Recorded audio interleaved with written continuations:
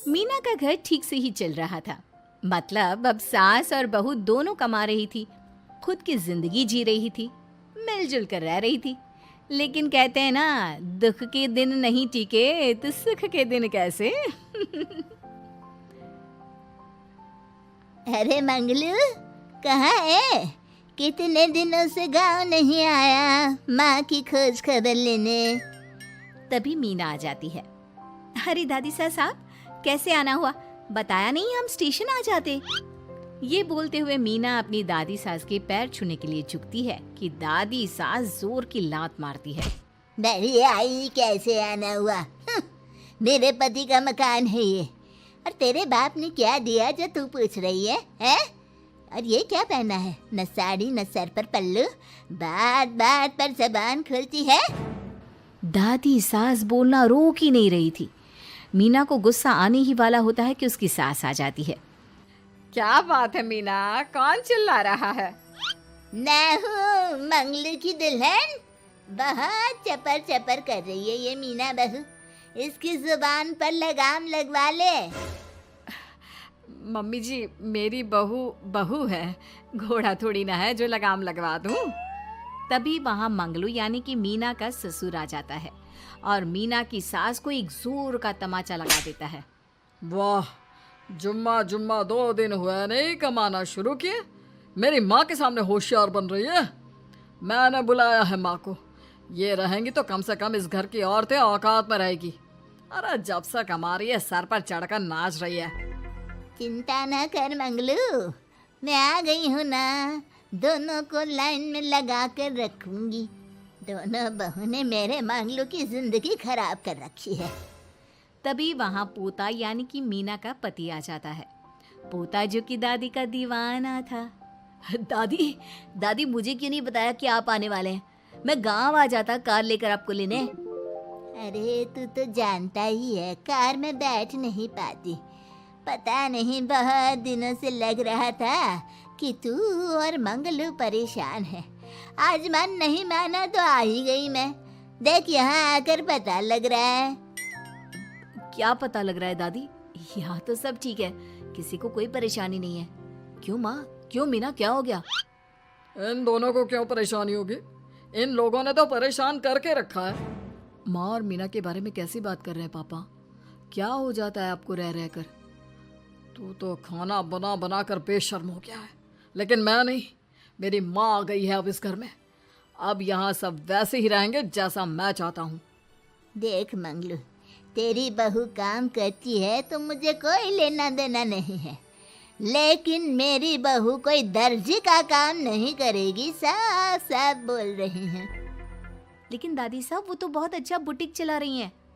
बहुत अच्छा चला रही है, लेकिन हम लोगों ने अपने घर की बहू से ना काम नहीं करवाना। अरे इसके बाप को शादी के वक्त ही बोल दिया था। और इसके बाप जिन्होंने दहेज में एक साइकिल दी थी ना, कैसे हाथ जोड़कर कह रहा था, मेरी बेटी आपके घर आ गई, इससे सौभाग्य कुछ नहीं। अब देखो इसकी बेटी, बहू आ जाने के बाद सर पर चढ़ रही है मेरे मंगलू के। मीना जो कि सास की बुराई सुनकर परेशान हो जाती है। दादी सा छोटा मुंह बड़ी बात। लेकिन क्या पिताजी ने आपको बताया नहीं? सासू माँ ने अपने पैसे से ससुर जी के जन्मदिन में कार दी थी। ससुर जी इतने साल से स्कूटर से जाते थे, अब कार से जाते हैं। क्यों ससुर जी, बताया नहीं आपने? क्यों रे मंगलू, कार ले ली तूने? मुझे तो तू पैसे भी नहीं भेज रहा। 2 महीने से कैसे कैसे दिन काट रही थी और तू यहाँ कार से घूम रहा है। आप भी सासू माँ को अपने बैंक अकाउंट की डिटेल दे दीजिए दादी सा, वो डाल दिया करेंगी पैसे आपके अकाउंट में। क्यों सासू माँ? मंगलू यानी कि मीना का ससुर, जिसने अपनी माँ को गांव से सिर्फ अपनी बीवी को लगाम लगाने के लिए बुलाया था, ये सब देखकर जोर से चिल्लाता है। मीना बहू, चलो दादी सास आई है, यह नहीं कि खाने पीने का इंतजाम करे। अरे माँ, तू भी किन लोगों की बात में आ रही है? चल मेरे साथ मेरे कमरे में चल। ससुर अपनी माँ को लेकर कमरे में चला जाता है और दोनों बैठकर वैसे ही पंचायत शुरू कर देते हैं जैसे कोई बहू अपनी माँ से सास की बुराई कर रही हो। देख मंगलू, गलती तो तेरी ही है। जो तूने घर की जनानियों को काम के लिए बाहर निकाला। दूसरे तेरे पापा को देखा था, कभी मुझसे फालतू बोलते। अरे मरते दम तक तेरा बाप मेरी मुट्ठी में रहा है, यही सिखाया था मैंने तुझे। क्या बोलूं माँ, जब से ये मीना बहू घर आई है ना, इसने घर का सारा इतिहास भूगोल बदल कर रख दिया है। उस तितली से तो मैं बाद में निपटूंगी, पहले तेरी वाली को तो ठीक कर दूं। अरे बहू क्या आ गई, खुद को टाटा अंबानी समझने लगी है। माँ देख, जो भी हो, इस बात को याद रखना कि हमारे घर की परंपरा क्या है। औरतों का औकात में रहना जरूरी है। अरे बहू के साथ मिलकर माँ ये बात उड़ती रहती है। बेटा देख, गलती तो तेरी भी है, क्यों तूने इसे काम करने की छूट दी। मारना भी कम कर दिया है तूने इसे, वरना पहले आती थी तो बहू का कोई ना कोई हिस्सा सूजा हुआ या काला ही दिखता था। देखकर तसल्ली मिलती थी कि तूने कंट्रोल कर रखा है। इस बार तो काला और सूजा छोड़, अच्छी खासी चमकती दिख रही है ये। अब क्या बताऊं माँ, गलती तो हो गई है। हाँ, वो कार देखकर पिघल गया होगा ना तू। अरे बेटा, औरतों को मुट्ठी में रखा कर। शान की साइकिल ज्यादा अच्छी कुत्ता बनकर कार चलाने से, समझा। मीना का ससुर अपनी माँ की बात को सुन रहा था। बस माँ, जो गलती हो गई मिट्टी डाल उस पर। अब बस तू ना घर पहले जैसा करके जाना। ये सब ना बहू का किया धरा है, समझी। मतलब बहू को ठीक करना है तो बहू की बहू को लगाम लगाना होगा, ठीक है। दोनों माँ बेटा बातें करके सो जाते हैं। सोने के बाद अगली सुबह मंगलू की बीवी यानी कि मीना की सास, माँ जी उठिए, ये लीजिए गर्म पानी और ये दादुन। चलिए तो याद रहा तुझे, वरना मैंने तो सोचा था कि बहू के चक्कर में पागल ही हो गई होगी बिल्कुल। अरे बहू के चक्कर में पागल होने का क्या मतलब होता है माँ जी। उसने मुझे मेरे पैरों पर खड़ा होना सिखाया है। मैं तो कहती हूँ उसके जैसी मेरी बेटी होती ना तो शायद मैं बहुत पहले जीवन का मतलब समझ चुकी होती। तो दादी सास को समझ में आ जाता है कि सारा मामला मीना पर जाकर ही ठीक होगा। वो सोच लेती है कि अपनी बहू को छोड़कर पहले मीना को सही करना है। फिर अगले रोज, अरे मेरे पोते के पास तो मेरे पास बैठने का वक्त भी नहीं है, हैं? अरे कैसी बात करती है दादी, तेरे लिए तो मैं नौकरी भी छोड़ दूं। नौकरी नहीं, तू ना बीवी छोड़ दे, खुश हो जाऊंगी मैं। नीरज हैरान हो जाता है कि उसने तो मजाक किया था। दादी ये क्या बोल रही है? कैसी बात कर रही हो दादी, मीना ने तो सारा घर संभाला हुआ है। पहले तो घर गिरा जा रहा था ना। तेरी मीना के आने के पहले ना घर में चूल्हा जल रहा था, ना कोई रोटी खा रहा था, क्यों? नीरज को दादी बीवी के खिलाफ खूब कान भरती है। तू सही कह रही है दादी, औरत पैर की जूती और हाथ की मुट्ठी में ही ठीक लगती है। मीना ने ना सिर्फ घर का माहौल बिगाड़ा, माँ को भी पिताजी की इज्जत करनी छुड़वा दी। अब ठीक बोल रहे हो, घर को बिगाड़ने की मेन जिम्मेदार तो मीना ही है दादी। अभी उसे ठीक किए देता हूँ। तभी वहाँ पिता भी आ जाता है। देख बेटा, तो रोटी कम खाना मंजूर, लेकिन इन औरतों के आगे झुकना मंजूर नहीं। तेरी दादी ने घर की परंपरा बनाकर रखी, मजाल कि मेरा बाप मेरी माँ के सामने कुछ कह लेता। पर पापा एक बात पूछनी थी।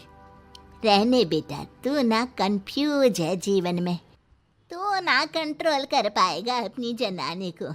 मंगलू, मेरी तो टिकट ही करा दे गाँव की। तुम लोगों के घर तो मर्दों की कोई इज्जत ही ना है, और ये मेरे घर की परंपरा ना है, मैं चली। अरे ना ना दादी, मैं तो बस देख अब मैं कैसे कंट्रोल करता हूँ इसे कल। फिर अगले रोज मीना ऑफिस के लिए तैयार हो रही थी कि देख मीना, आज मेरे दफ्तर से कुछ लोग खाने के लिए आ रहे हैं, तो शाम के खाने में। लेकिन आज तो मेरी मीटिंग है, फिर घर आने में मुझे देर हो जाएगी। तो मैं क्या करूं? बोला ना शाम को खाना बनाना है तो बनाना है, समझी। मीना को पति की बात अजीब लगती है, पर वो दादी सास के सामने कोई भी ड्रामा क्रिएट करना नहीं चाहती थी। ठीक है, मैं शाम को जल्दी आ जाऊंगी। अच्छा क्या खाना है प्लीज जल्दी से बता दीजिए। पर बेटा तू तो। बहू सास को चुप रहने का इशारा करती है, लेकिन पोते को तो लड़ना था। वो मीना पर जोर से चिल्लाता है। मीना देख, ज्यादा हीरोइन मत बन। आज ऑफिस जा रही है तो जा, लेकिन सुन, तुरंत रिजाइन देकर घर आ जाना। ना मुझे तेरी कमाई चाहिए, ना ही तेरी नसीहत। आज से घर में वही होगा जो मैं चाहूंगा, समझी? अरे कैसे लैंग्वेज बोल रहे हो, ये तुम्हारी बोली नहीं है, कौन सिखा रहा है तुम्हें? तभी दादी सास आ जाती है। क्या बोलना चाह रही है बहू? मैं मुन्ने के कान भर रही हूँ, हैं? हाँ, मुझे तो यही लग रहा है, वरना हम लोगों का घर अच्छे से चल रहा था, सभी मिलजुल कर एक दूसरे को इज्जत देकर रह रहे थे। लेकिन अब तभी मीना को उसका पति जोर से डांटता है। सास बेटी बहू की लड़ाई को बर्दाश्त नहीं कर पाती। देख नीरज, बहू को डांटना या फिर बहू के साथ गलत व्यवहार, ये सब मुझसे बर्दाश्त नहीं होगा। वाह रे वाह, सारी जिंदगी जो पति की डांट और मार खाती रही, अब बहू को थोड़ी सी डांट क्या पड़ी, गुस्सा आ गया। हाँ माँ, क्या हो गया? मैंने तो मीना को कहा कि देख नीरज, मेरी बहू को कुछ नहीं कहेगा तू। ये माँ ही होती है जो अपने बेटे को औरतों की इज्जत करना सिखाती है, लेकिन कोई औरत अपने बेटे से बहू को मारना या डांटना सिखाए तो ये शर्म की बात है। मैं नहीं चाहती कि तू औरतों की इज्जत ना करे, जबकि मैं खुद एक औरत हूँ। दादी सास बहू की बात सुनकर शर्म से सर नीचे कर लेती है। सच कहा सासू माँ, एक रानी ही अपने बेटे को राजकुमार की तरह पालती है जो दूसरी औरतों का सम्मान करे। काश दादी सास भी पिताजी को अच्छे संस्कार दे पाती। मीना की बात सुनकर दादी सास उन लोगों से माफी मांगती है। मैं समझ गई बहू, औरतों की बेइज्जती करने को घर की परंपरा समझती थी, झूठी शान समझती थी। वो सब गलत है। औरतों की इज्जत से घर में माँ लक्ष्मी और सरस्वती का वास होता है। मुझे माफ कर दो।